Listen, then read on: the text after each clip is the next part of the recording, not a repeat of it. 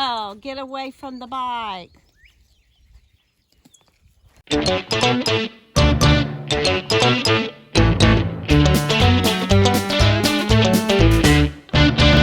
Well, good morning from the potager garden. First thing I'm going to do today is take you on a little tour. Can y'all hear that? The bees are just working the garden. I don't know if y'all can hear that or not. Let me see if I can get closer. 9 or 10 foot tall corn in the potager garden. Let's go take a look. All right, first of all, there is the corn. And like I said, it's very tall. Let's see if I can find some of the bees that I hear.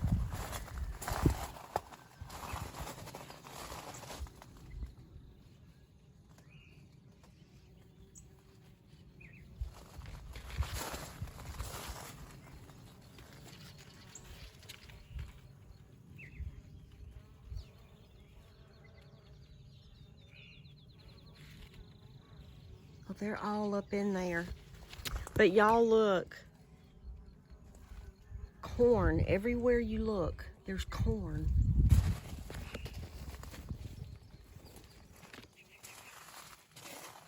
Now on this side, this is the pink eye purple hull peas. And look, y'all, that's a baby pea right there.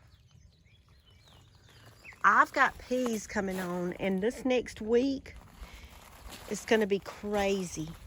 Look how thick they are. And over here is the celosia.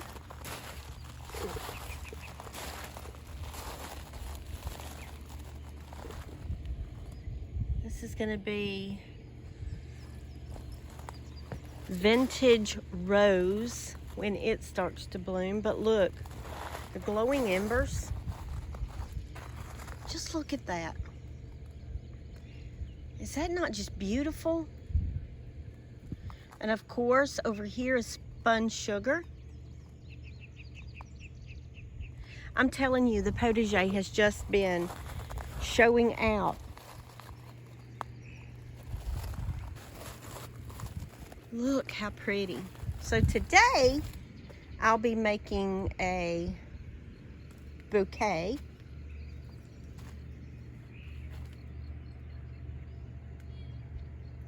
There's one bright yellow one over there. Look at that.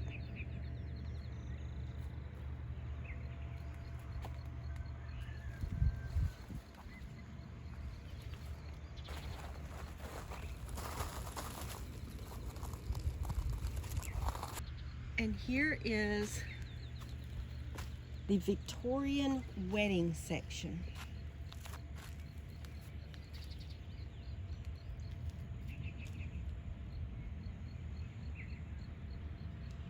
The pollinators are absolutely loving the potager garden.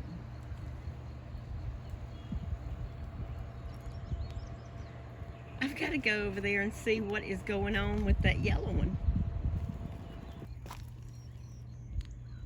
Look at that. Right in the middle of the Doan Creek peach is that beautiful yellow.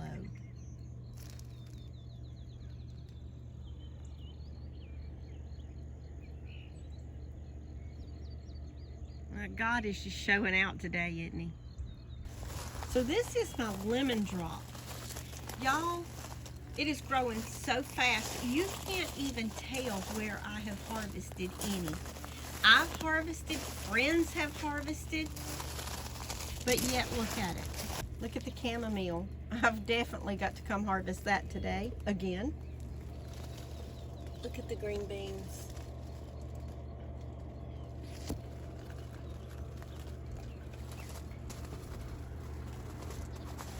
Y'all, I planted these peas very far apart, and I'm glad that I did because look, they are even spilling over into the walkway.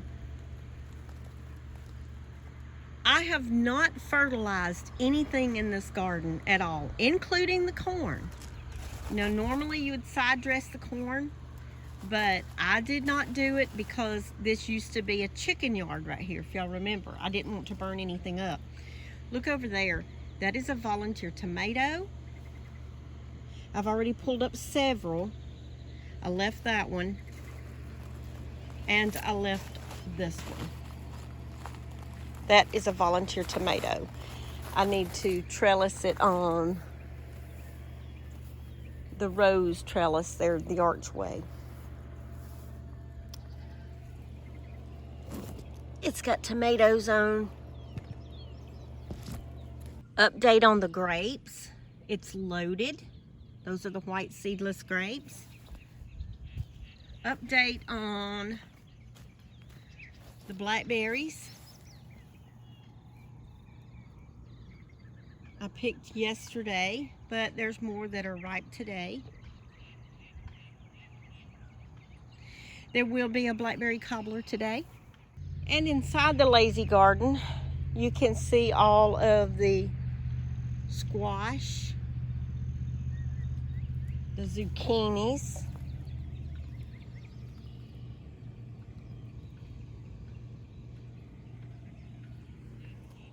and y'all, look at all the tomatoes on.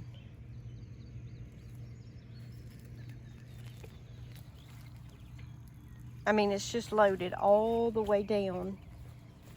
Just loaded with tomatoes.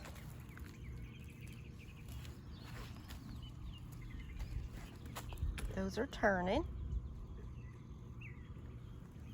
Those are turning.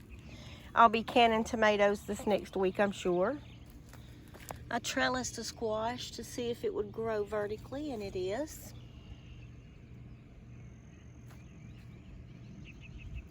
Some volunteer zinnias.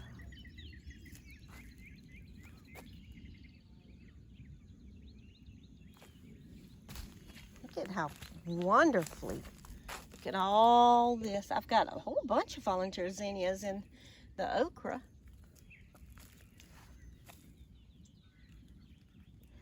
Holy basil and peppermint right there. I want to show y'all this. Look at this. This is the cantaloupe that I planted.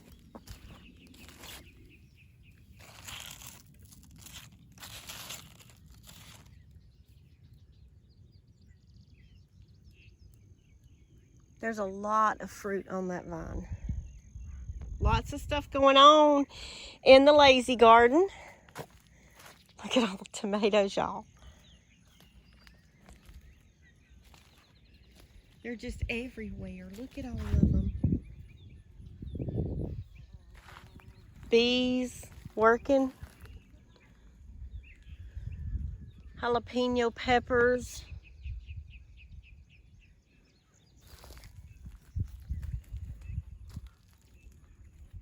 Cayenne peppers are coming on.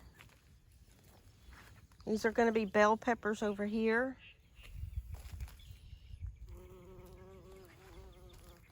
The bumblebees are pollinating.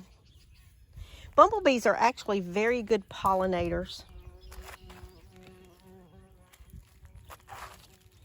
Oh, probably need to harvest some carrots. So it has been dry, very dry for the past several weeks here on the farm. We've not gotten a lot of rain, but you can tell that the pond is getting lower level there because it has been so dry. So inside of the pasture here, there's not a lot of green grass left. The clover has died out due to the heat, and the grass has become crunchy. Now, as you can see, the past 2 days, it has rained a lot. We're still in a deficit already for the year, but it's raining. So that's a good thing. So it will allow the grass to grow. But in the meantime, you can see that outside the pasture, there's lots of forage, lots of green. It's just booming out here. Even just right here on the side of the road, it's just booming. Over here, next to the pond, just all kinds of weeds and stuff that we just have to cut with the lawnmower. Over here on the other side of the pond, you can see how The forage is just growing up. I mean, it's crazy the amount of CRP that we have, natural, wild grasses and such all around the pond. There is a lot of green on the farm. So in order to allow the pasture to regrow and gain some of its strength back for the animals, I do a little something different. Now we are in the middle of 100 acres. The goats are perfectly safe when I do this. Just know that I'm not going to let anything happen to these girls and boys. I open the gate and I let them come out to eat. It gives the pasture a rest and allows them to get full of forage. And they're on the back side near the pond, so there's nothing here to hurt them. They're not near the road. They can eat, graze, forage for greenery. And when they get tired of it, they actually come back to the gate and want to go in the barn and lay down or drink water, because I've not seen them drink from the pond, but they will come in and drink fresh water from their tub. But I allow them to do this, to rotationally graze without a fence.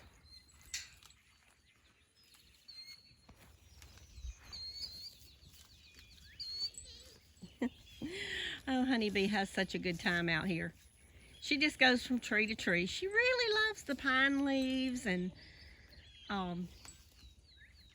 they just forage, and the other ones will be here in a minute. They'll come when they see that these are out. But I do this a lot during the day just to give the pasture a rest. The grasses are already starting to come back. This just gives us an opportunity to rotationally graze the goats, let them get some forage in during the day, let the pasture rest, and it gives us a chance to be able to get another pasture fence up so that we can swap pastures with everybody. So we do what we have to do, or what we need to do, to take care of the girls and boys here on the farm. And once the big pasture gets a lot more grass in it, which won't take but a couple of days with the way it's raining right now, and the fact that I'm letting the boys and girls eat outside the pasture and give that a rest, it'll come back up and it'll thicken up. And then, of course, that's when I will let Nellie into the big side. So far, Nellie's probably got the greener of the pastures. She has a lot more grass than everybody else. I don't know how, because she's bigger, but it's just her and Hut Hut in this side over here, so that might be why it's not being grazed down as much, because goats eat a lot. But we will get more fenced in, and of course some of the babies are going to be leaving us, going to other homes. But for right now, I'm just going to rotational graze them during the day while I'm here, and let them eat some of what we need gone. There is so much food on this property for goats. Even if I have to herd them to the back side, which, if y'all can see, I will not have to herd them to the back side at all for a very long time. There is a lot of grass and weeds that I need them to eat. See how tall that is that she's standing in? It's just amazing to me that that grows. Y'all, inside the brooder house, I want y'all to see this. Look at those sweet babies. Those two little baby turkeys, or turkey poults, are actually from Pearl's eggs. So Pearl did leave me something when she passed. They are so sweet. They hatched in an incubator, but they were from Pearl's eggs. So These two will be staying here at G&G Farms, and I will just have to find the appropriate names for them. Y'all farm on.